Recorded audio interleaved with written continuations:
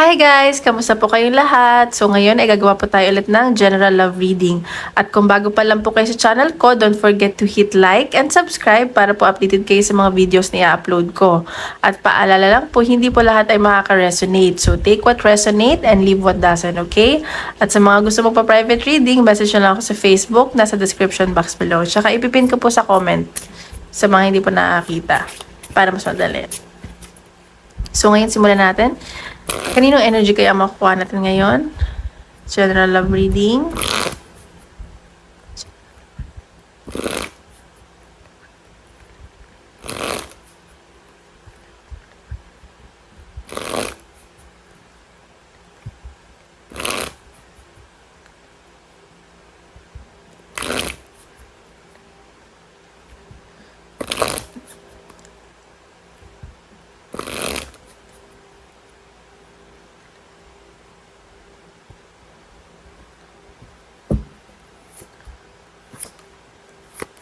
Oh, okay. Sa nakikita ko dito, isa sa inyo ng person mo, masyadong mataas yung pride at nakikita din ako insecurities at pagsiselos ng dahil siguro sa family or like family ng person mo or family mo, ganyan. And may nakikita naman ako dito na willing nyo naman to i-work out. May nakikita din ako ng celebration sa inyo ng person mo, ganyan. At yung iba dito nai-stress kasi parang may bago kayo nagugustuhan na medyo mas bata sa inyo. Ayan yung nasa sense ko. Okay, so tingnan pa natin. So baka dalawang tao yung na-involve sa'yo ngayon. Tingnan pa natin.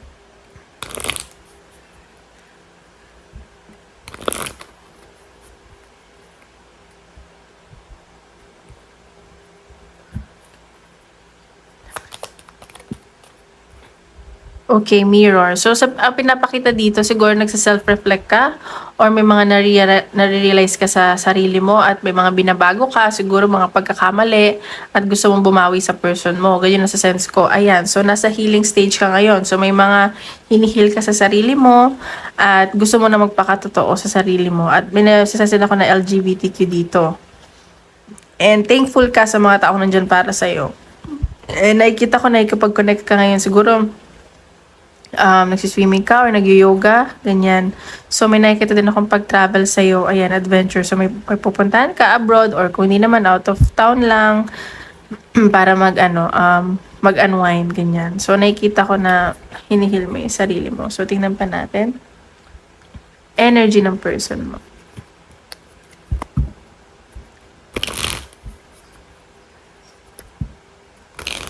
Oops.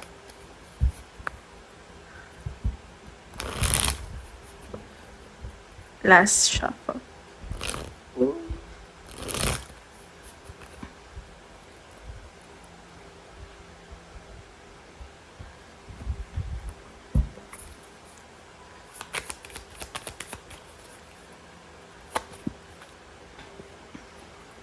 Okay, sa energy ng person mo, nakikita ko Ace of Swords. So, yung person mo, marami itong iniisip. And may nakikita ko na communication, iniisip ganitong i-contact, ganyan. Baka hindi kayo nag-usap ngayon. So, marami tumatakbo sa isip niya. Gusto kanyang kausapin. Ganyan. Sige, tingnan pa natin.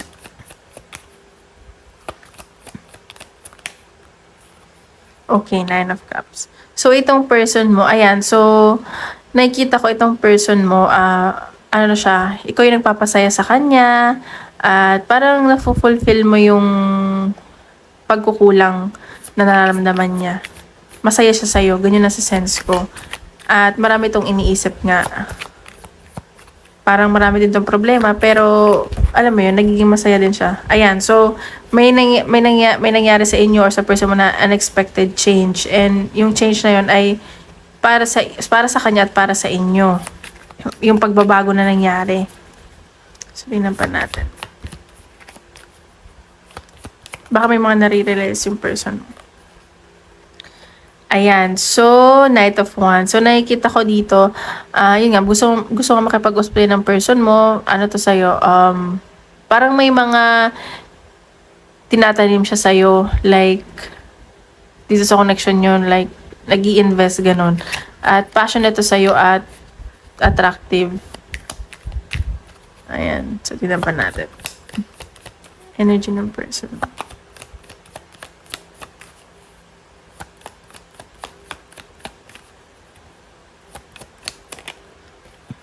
Ayan.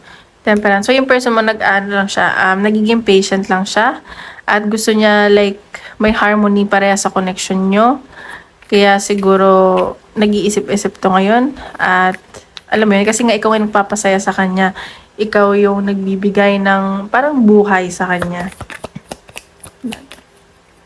So, baka yung natower nandito, baka may kailangan mangyari sa connection nyo para ma-realize yung mga bagay-bagay. Ayan, no. Meron ako nakikita na pagsisisi dito sa part ng person mo. At sa nakikita ko, parang may in-offer ka or may nag-offer sa kanya pero tinanggihan niya, kaya nagsisisi siya. So, tingnan pa natin. Isa lang po.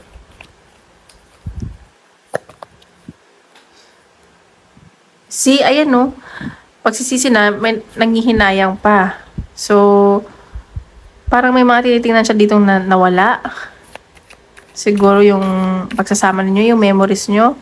Pero, ano to, kahit na naghihinayang to, meron pa naman siyang, alam mo yun, natitira, nagiging grateful pa rin naman to. Parang hindi lang niya pinapansin. May blessing pa sa kanya na parang hindi lang niya pinapansin. Ayan, sa nakikita ko kasi yung person mo, very authoritative or baka mataas yung posisyon nito at gusto lang niya, sarili lang niya nasusunod, kaya siguro ganun. Baka yun yung babaguhin niya. Ayan, the Wheel of Fortune. So, may nakikita ako na malaking pagbabago sa relationship nyo. At kung naging, ano man kayo, like, naging masama, like, nag-away or masama, naging down yung energy nyo, and your person is still hoping. May nakikita akong big changes at yung changes na yun at baka kapag ano sa inyo, para magiging okay kayo dito. Ayan no, the world. So, may natapos dito. Kaya, may bagong chapter na paparating. So, sa ngayon, parang gusto mo na ng person mo mapag-isa, ganyan, Four of Pentacles. So, nagiging madamot mo na siya sa ngayon. Six of Swords. So, may nakita akong pagbiyahe at relocation. Ayan. So, yung person mo stuck dito sa connection na to. So, tingnan pa natin. Energy mo naman.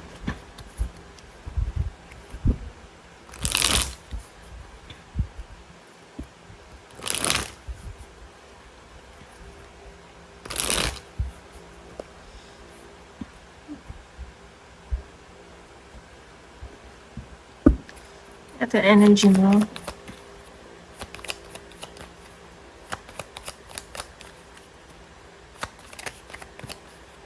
Okay, Queen of Cups. So, nakikita ko dito, ikaw yung mas emotional sa inyo ng person mo. At nakikita ko, mahal mo naman yung person mo. At, alam mo yun, very emotional ka, sensitive, like, onting ano lang ng person mo, ano ka, naapektuhan ka. Nakikita ko, mahal na mahal mo to. At sa nakikita ko, naghahanap ka kasi ng security, at may nakikita ko achievement naman dito, and prosperity na paparating sa'yo. At sa connection niya ng person mo. Siguro nag-focus ka din muna sa sa finances mo ngayon, sa kaperahan mo. Like, tinatry mo wag maging emotional. See, ayan. So, halos pares kayo ng energy. At nakikita ko na attracted and ano ka dito sa person mo, passionate. At nakikita ko na sa ngayon, parang gusto mo din makipag-usap. Parang nag-e-enjoy ka. Ayan. So, baka may ginagawa ka na passionate ka dito at very charming ka sa paningin ng person mo. Ano ba yun? May nakikita din ako na temptation na lumalapit sa'yo pero hindi mo pinapansin. Ayan. So, may nakikita ako na long-term commitment dito and gusto mo na yung person mo makakatuluyan mo. At nakikita ko na parang may makakomplete kayong cycle dito and ayun. So, magkakaroon ka na long-term commitment. Baka gusto mo yung person mo na makakatuluyan mo. See, ayan. So, may union ang ganda ng energy mo ha. So, may union na ako nakikita sa side mo. So, gusto mo talaga na magkaayos kayo at magkakaayos naman kayo. At, nasa sense ko na ikaw, willing ka naman magpatawad pag nagbago yung person mo. Kasi sa side niya ako nakikita nagsisisi at nanghihinayang. Alam mo, mataas lang siguro yung pride niya. Ayan, so may union na nakikita. May union ako na nakikita. Tingnan pa natin. The Hangman. So, ayan, parang isosurrender mo na lang to sa universe or kay Lord kasi parang nadadalawang isip ka din. Ayan, no? Kanina, Six of Swords. So, nag-heal ka rin naman dito sa connection nyo at may relocation ako nakikita or baka magsasama kayo, magre-relocate kayong dalawa, ganyan. Ayan, Page of Pentacles. So, nakikita ko yung pagiging loyal mo sa person mo. Na kahit, alam mo yun, kahit ang dami mong ginagawa or iniisip, marami kang responsibilities, nakikita ko na loyal ka sa kanya. Parang siya pa rin naman yung pipiliin mo, kahit na may pagda-doubt dito sa side mo. Ayan, may mga titimbangin ka dito, at nakikita ko na magiging matalino ka din this time. Ayan, so, basta may mga i-contemplate ka. Ayan, so, King of Pentacles. So, medyo mabagal lang yung energy mo. Ayan, recuperation. So, nakikita ko dito na parang nasasaktan ka din. Ayan. So, kanina may nakita din ako 8 of Swords sa side na person mo. Feeling stuck kayo parehas. At ikaw yung hindi makatulog, ganyan. At kasi may mga conflict na din. Ayan. So, tingnan pa natin. Ano pang ipapakita?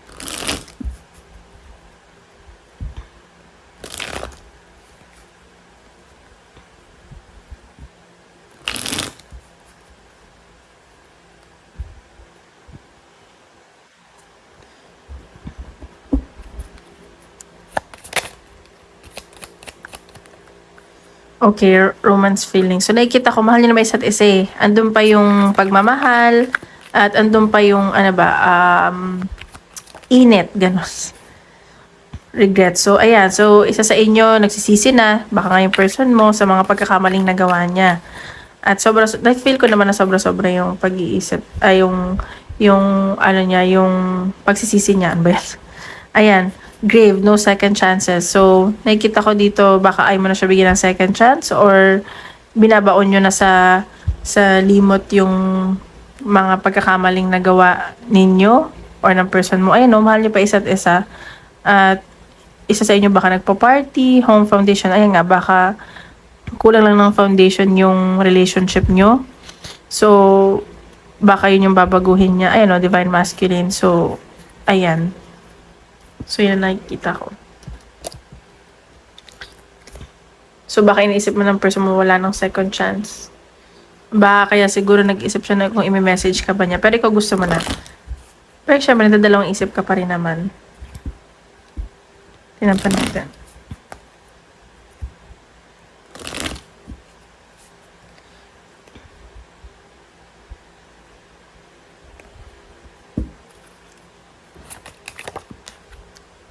Ayan o, eternal love. So, nakikita ko dito na gusto niya talaga makasama kayong dalawa. Magkasama hanggang sa huli. At nakikita ko baka piliin nyo pa rin naman yung sarili nyo. Kailangan nyo lang maging consistent. Soulmates ka ata kayo ng person mo.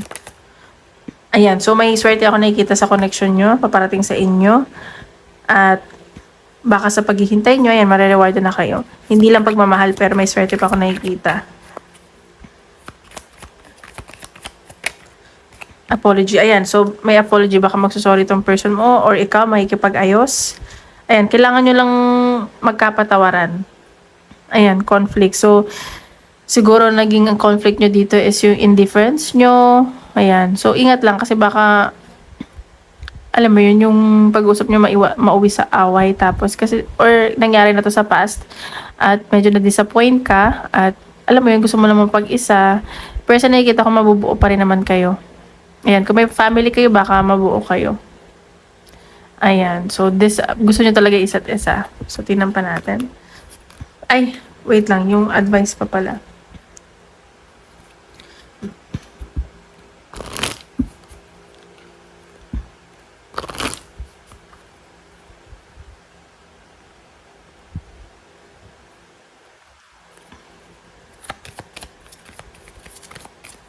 Advice. Okay, think before you judge. So, sinasabi dito, ayan, no? Sobrang obvious. Think before you judge. So, bago ka daw mag-judge, isipin mo muna bago ka magbitaw ng salita, isipin mo muna. At kung may nakikita mo, huwag ka muna magja-judge. So, ayan, be your own first priority. Pero wag mo daw kakalimutan yung sarili mo. Ayan, forgive. So, matutong magpatawad. Kung mahal nyo pa naman isa't isa at kung willing nyo kayong i-workout to, patawarin yung isa't isa. Pero, wag agad. Like, i-earn nyo dapat yung trust sa isa't isa. Kasi mahirap yung alam mo, yung patawad lang tapos ganun ulit. Dapat may changes. Sabi nga nila, ang mas okay na sorry is yung change behavior, hindi lang puro salita. So, yun yung nasa-sense ko. Okay, wala naman masama magpatawad. Pero nasa sa inyo yan. So, ngayon sa career naman tayo. Guys, don't forget to hit like and subscribe, okay? At kung gusto nyo magpa-private reading, message na lang ako sa Facebook. Nasa description box below. Okay, na naman tayo sa career.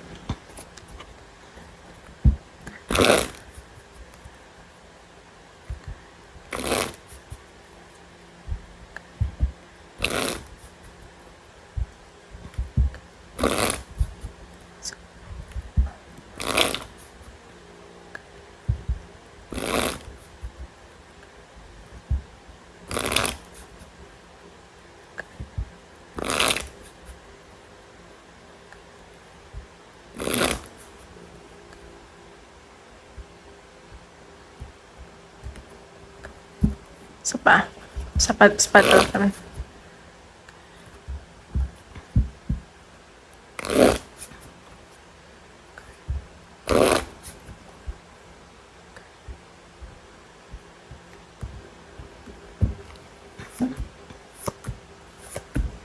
Okay, so nakikita ko dito, meron mga nahihirapan sa trabaho.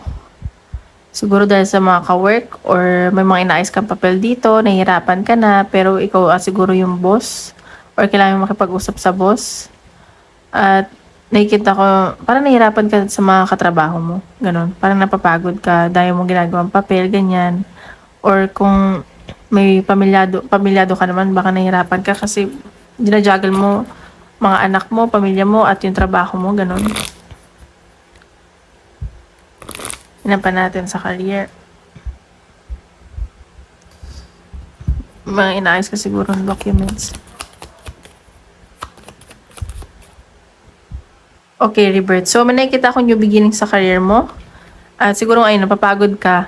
Pero parang magsisimula ka ulit. Parang kailangan mo muna magpahinga. Madami mong ginagawa. Ayun o, sanctuary. So, baka dumating sa point na gusto mo na mapag-isa, mag-cleanse ka, ano ka ng mga crystals, magbabasa ka ng libro, at may nakita ako dito na, ayan o, solitude, parang gusto mo na mapag-isa.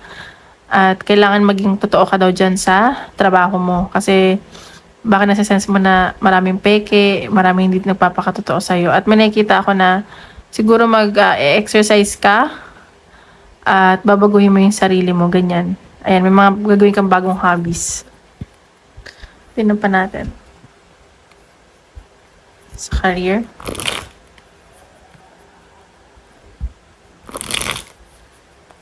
Sa career.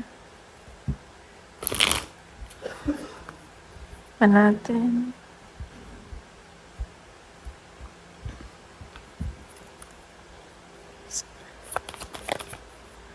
Okay, sa career. Ayan, so nakikita ko dito baka nahihirapan ka din financially. At huwag ka daw mag-alala kasi may sasama para ka makabangon ulit eh. Parang nag-isolate ka lang siguro. Ayun, baka may mga challenges ka pagdating sa pera. Marami ka sinusuportahan, ganyan. Natin. Ayan, so nakikita ako may bagong, siguro may communication na paparating sa'yo. At may pag-travel tungkol sa career mo, ganyan. At ano to, new beginning, ganun. Ayan, so ayun nga, baka nahihirapan ka, baka kasi mga toxic nandiyan yung mga katrabaho mo, at baka nahihirapan ka. Iban natin. Ayan, see, may nakikita akong communication at pag-travel sa'yo. Baka iiwan mo na yung dati mong trabaho, ganun. Ayan, so nakikita ko parang dito sa bago mong trabaho or baka mag-travel ka, gusto mo na mag-unwind or magiging ano ka dito. Passionate ka, mamahalin mo yung bago mong trabaho. Or pupunta ka sa beach, gusto mo na mag-live, mag-relax, ganun. Sorry. Ayan, the Emperor. So, nakikita ko dito na siguro yung boss mo to, nahihirapan ka. Or sa bago mong trabaho, mayroon kang higher position. Ayan, so may celebration naman ako nakikita. Magiging masaya ka naman daw dito. Ayan, so may ano lang, may onti lang pagtatalo. Siguro baka ayaw ka paalisin ng boss mo, pero alam mo magiging masaya ka doon. Ayan, so baka nga may bagong offer sa'yo. Kaya siguro may inaayos kang documents. Natin. Ayan o. At nakita ko magiging fulfilled ka dito sa bago mong trabaho. At magiging masaya ka dito, ganyan. So, baka gusto mo na lang magpahinga. Ayan o, marami magkakagusto sa'yo dito. At siguro wala ka ng time magpahinga or gusto mo na lang magpahinga sa sobrang busy mo. Kasi may mga goals ka dito at may security ako nakikita dito sa bago mong trabaho. Maging maayos yung kaperahan mo, may mga bibilin kang big purchases, ganyan. Ganyan na sa sense ko. Sinan pa natin sa career.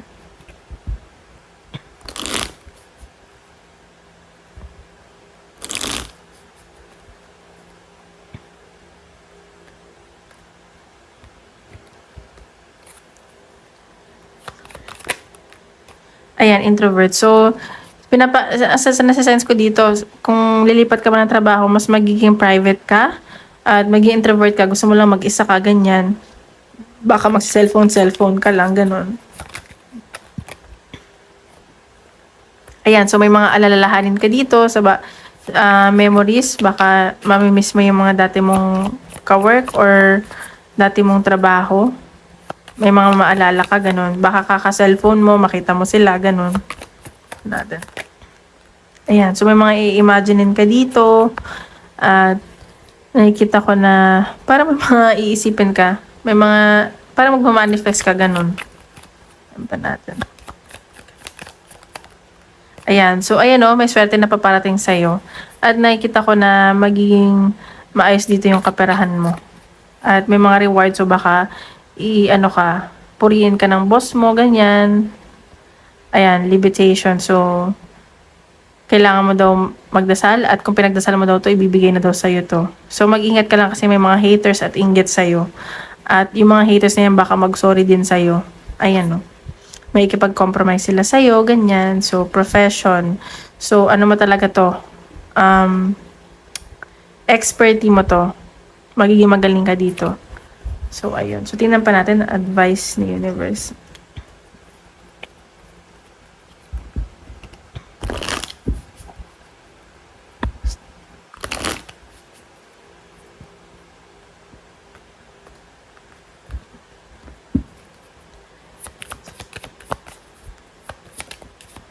Ayan. Wise leader, you are beacon for others. So, ayan, pinapakita dito na baka nga may promotion ako nakikita sa'yo at sa higher position, sa'yo ipagkakatiwala yung posisyon na yan. So, maging wise ka lang daw. At para maging good example ka sa iba. At sa'yo nakikita yung potential na yan. Ayan, breaking trail. So, a breakthrough is at hand. So, huwag ka daw mag-alala kasi may breakthrough na paparating sa'yo.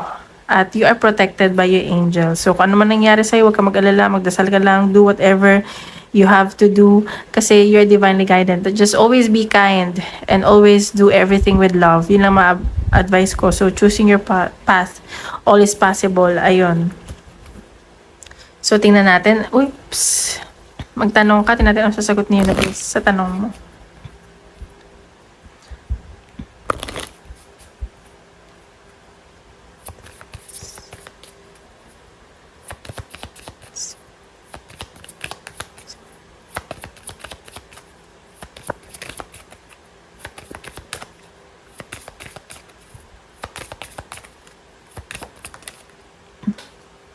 You are ready. So, ayan, ready ka na daw. So, kung ano man yan. So, wag ka daw tumigil. Don't give up. Remain positive. So, maging positive ka lang daw. And you have to wait as well. So, ayan. So, ayun lang guys. Maraming salamat. Tomorrow ulit. Bye-bye.